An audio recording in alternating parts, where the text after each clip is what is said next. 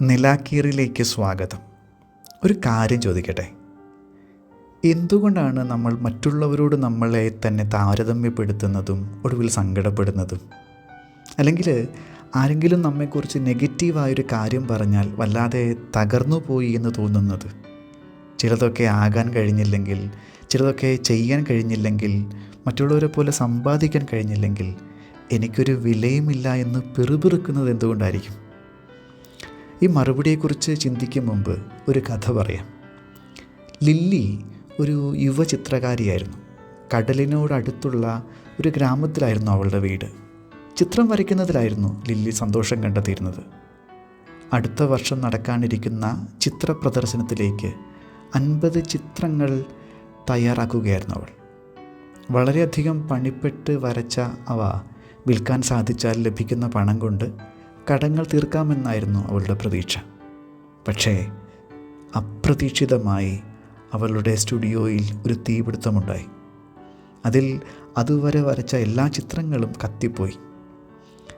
അത് കണ്ടവർക്കൊക്കെ വല്ലാതെ സങ്കടം തോന്നി. ദൈവം ലില്ലിയോട് കടുത്ത ക്രൂരത കാട്ടിയെന്ന് അവർ ഉറക്കെ പറഞ്ഞു. എന്നാൽ ലില്ലിയുടെ പ്രതികരണം ഇങ്ങനെയായിരുന്നു: ആ ചിത്രങ്ങൾ മനോഹരമായിരുന്നു, അവ നഷ്ടപ്പെട്ടതിൽ എനിക്ക് ദുഃഖമുണ്ട്. പക്ഷേ ഞാൻ വരച്ച ചിത്രങ്ങളേ ഇല്ലതായിട്ടുള്ളൂ. വരയ്ക്കാനുള്ള എൻ്റെ കഴിവ് നഷ്ടപ്പെട്ടിട്ടില്ല. അതുകൊണ്ട് ദൈവം സഹായിച്ചാൽ ഞാൻ അവയെക്കാളും നല്ലവ ഇനിയും വരയ്ക്കും. താൻ അതുവരെ വരച്ച ചിത്രങ്ങളോ തനിക്ക് കിട്ടിയ അംഗീകാരങ്ങളോ അല്ല, തൻ്റെ ഉള്ളിലെ ചിത്രകാരിയാണ് തൻ്റെ വില നിശ്ചയിക്കുന്നതെന്ന് അവൾക്കറിയാമായിരുന്നു. അതുകൊണ്ടാണ് ഒരു വലിയ തകർച്ചയുടെ മുമ്പിലും ലില്ലിക്ക് സമാധാനത്തോടെ നിൽക്കാൻ കഴിഞ്ഞത്. യേശു അങ്ങനെ ഒരാളാണ്. താൻ ആരാണെന്ന്, തൻ്റെ വില എന്താണെന്ന് അവന് നന്നായി അറിയാമായിരുന്നു. അതുകൊണ്ടാണ് അവനെ പലരും നിരന്തരമായി വിമർശിക്കുകയും വെറുക്കുകയും കൊല്ലാൻ ശ്രമിക്കുകയും ചെയ്തിട്ടും യേശു അലോസരപ്പെടാതെ ജീവിച്ചത്. അതിന് യേശുവിനെ സഹായിച്ച സംഗതി എന്തായിരുന്നുവെന്ന് ഇന്നത്തെ സുവിശേഷം പറഞ്ഞു തരുന്നുണ്ട്.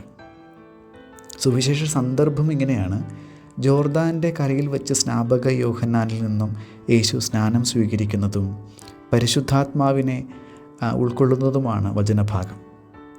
ജ്ഞാനസ്നാനത്തിനിടയിലാണ് നീ എൻ്റെ പ്രിയപുത്രൻ, നിന്നിൽ ഞാൻ പ്രസാദിച്ചിരിക്കുന്നു എന്ന സ്വരം സ്വർഗത്തിൽ നിന്നും കേൾക്കുന്നത്. അത് യേശു ആരാണ് എന്നതിനെക്കുറിച്ചുള്ള ഒരു പ്രഖ്യാപനമായിരുന്നു. ദൈവത്തിൻ്റെ സംപ്രീതി യേശു ചെയ്ത അത്ഭുതങ്ങളെക്കുറിച്ചായിരുന്നില്ല, മറിച്ച് പിതാവിൻ്റെ പുത്രനായിരിക്കാൻ യേശു കാട്ടിയ സന്നദ്ധതയിലാണ്. യേശുവിൻ്റെ വാക്കുകളുടെയും പ്രവൃത്തിയുടെയും ഒക്കെ അടിസ്ഥാനം അവൻ്റെ പുത്രബോധമായിരുന്നു. ജ്ഞാനസ്നാന നേരത്ത് കേട്ട സ്വരത്തിൽ നിന്നല്ല യേശുവിന് ഈ അറിവുണ്ടാകുന്നത്.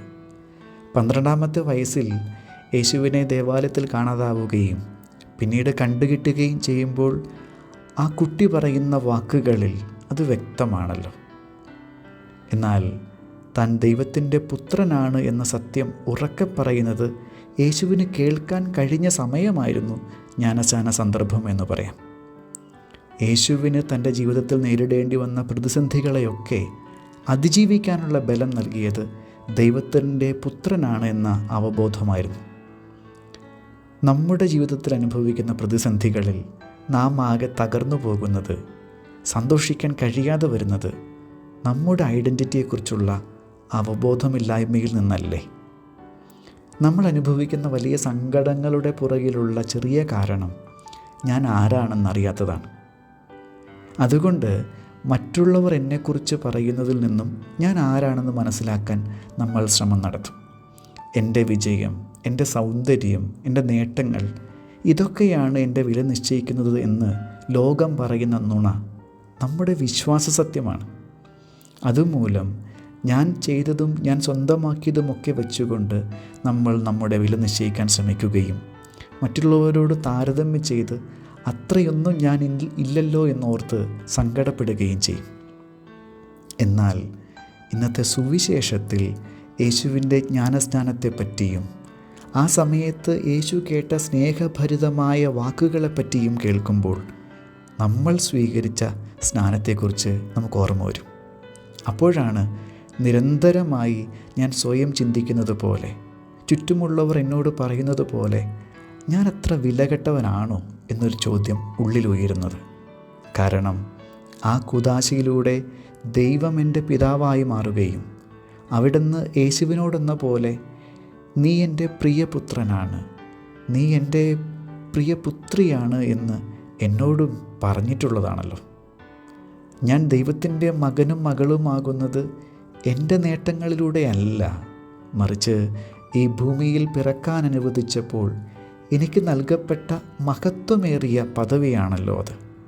എന്തൊക്കെ നഷ്ടപ്പെട്ടാലും ദൈവം എനിക്ക് തന്ന ആദരവ് എനിക്ക് നഷ്ടപ്പെടുന്നില്ല.